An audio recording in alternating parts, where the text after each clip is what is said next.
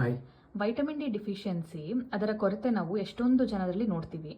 ಕೆಲವೊಂದು ಮಿತ್ಸ್ ಇದೆ, ಕೆಲವೊಂದು ಫ್ಯಾಕ್ಟ್ಸ್ ಇದೆ ಅದರ ಬೇಸಿಸ್ ಮೇಲೆ. ಇವತ್ತು ಅದನ್ನು ಸ್ವಲ್ಪ ಕ್ಲಿಯರ್ ಮಾಡಿ ಕೊಡ್ತೀರಾ? ಓಕೆ.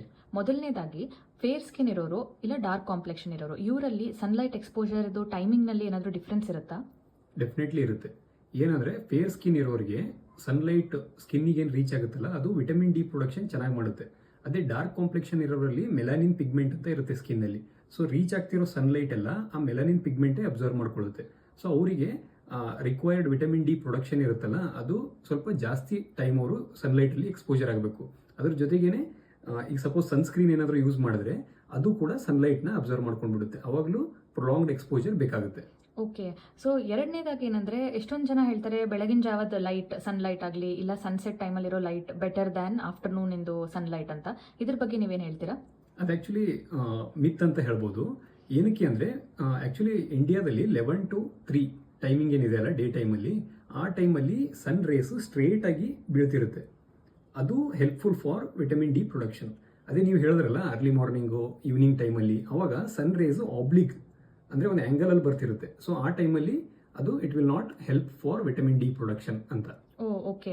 ಈಗ ಮೂರನೇದೇನಂದ್ರೆ ತೆಳ್ಳಗಿರ್ತಾರಲ್ಲ ಥಿನ್ ಬಿಲ್ಟ್, ಅವರಿಗೆ ಡಿಫಿಷಿಯನ್ಸಿ ಭಾಳ ಇರುತ್ತಾ ಒಬೀಸ್ ಇರೋರ್ಕಿನ? ಇದು ಕರೆಕ್ಟು. ಏನಾಗುತ್ತೆ ಅಂದರೆ ವಿಟಮಿನ್ ಡಿ ಇದೆಯಲ್ಲ ಅದು ಫ್ಯಾಟ್ ಸಾಲ್ಯುಬಲ್ ವಿಟಮಿನ್ ಅಂತ ಹೇಳ್ತೀವಿ. ಸೊ ಬಾಡಿಯಲ್ಲಿ ಈಗ ಒಬೇಸ್ ಇದ್ರೆ ಫ್ಯಾಟ್ ಕಂಟೆಂಟ್ ಜಾಸ್ತಿ ಇರುತ್ತೆ. ಸೊ ಫ್ಯಾಟ್ಸಲ್ಲಿ ಹೋಗಿ ಡೆಪಾಸಿಟ್ ಆಗೋಕ್ಕೆ ಶುರು ಆಗುತ್ತೆ ವಿಟಮಿನ್ ಡಿ ಎಲ್ಲ. ಅವಾಗ ಫಂಕ್ಷನಲ್ ವಿಟಮಿನ್ ಏನಿರುತ್ತೆ ಆ್ಯಕ್ಚುಯಲ್ ಬಯೋಲಾಜಿಕಲ್ ಫಂಕ್ಷನಲ್ಲಿ ಏನು ಬೇಕಾಗಿರುತ್ತಲ್ಲ ಅದು ಡೆಫಿಷಿಯನ್ಸಿ ಆಗುತ್ತೆ. ಸೊ ಒಬೇಸ್ ಪೀಪಲಲ್ಲಿ functional deficiency of vitamin D ನೋಡಬಹುದು. ಓಕೆ. ಸೊ ವಿಂಟರ್ ಮತ್ತೆ ಸಮ್ಮರ್ ಸೀಸನ್ನಲ್ಲಿ ವೈಟಮಿನ್ ಡಿ ರಿಲೇಟೆಡ್ ಏನೇನು ನಮಗೆ ಗೊತ್ತಿರಬೇಕು?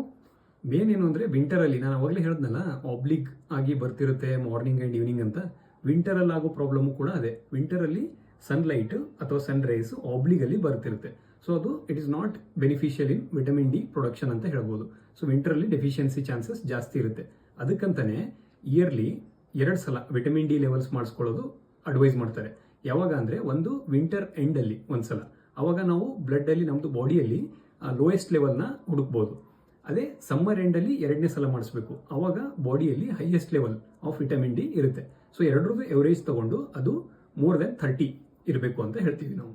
ಓಕೆ. ಸೊ ಈ ವೈಟಮಿನ್ ಡಿ ಬಗ್ಗೆ ನಾವು ಇಷ್ಟೆಲ್ಲ ಮಾತಾಡ್ತಾ ಇದ್ದೀವಿ, ಇದು ಏನೇನು ಇಂಪಾರ್ಟೆಂಟ್ ಫಂಕ್ಷನ್ಸ್ ಮಾಡುತ್ತೆ ನಮ್ಮ ಬಾಡಿಯಲ್ಲಿ? Vitamin did not only for bones and muscles, ಇದರದ್ದು ತುಂಬ ಫಂಕ್ಷನ್ಸ್ ಇದೆ. ಫಾರ್ ಎಕ್ಸಾಂಪಲ್ ಸ್ಕಿನ್ನು ಅಲ್ಲಿ ಹೆಲ್ಪ್ ಮಾಡುತ್ತೆ, ಆಮೇಲೆ ಹಾರ್ಟಲ್ಲಿ ಕಂಟ್ರಾಕ್ಟಿಲಿಟಿಗೆ ಹೆಲ್ಪ್ ಮಾಡುತ್ತೆ, ಬ್ರೈನಲ್ಲಿ ಕೂಡ ಒಳ್ಳೆ ಸಪೋರ್ಟ್ ಕೊಡುತ್ತೆ. ಅದ್ರ ಜೊತೆಗೇನೆ ಇನ್ಸುಲಿನ್ ಪ್ರೊಡಕ್ಷನಲ್ಲಿ, ಆಮೇಲೆ ನಮ್ದು ಇಮ್ಯುನಿಟಿಯಲ್ಲಿ ಕೂಡ ಹೆಲ್ಪ್ ಮಾಡುತ್ತೆ ಅಂತ ಹೇಳ್ತೀವಿ. ಸಾಕಷ್ಟು ಹೆಲ್ಪ್ ಇದೆ ಇದರದ್ದು. Okay. Thank you so much. Thank you.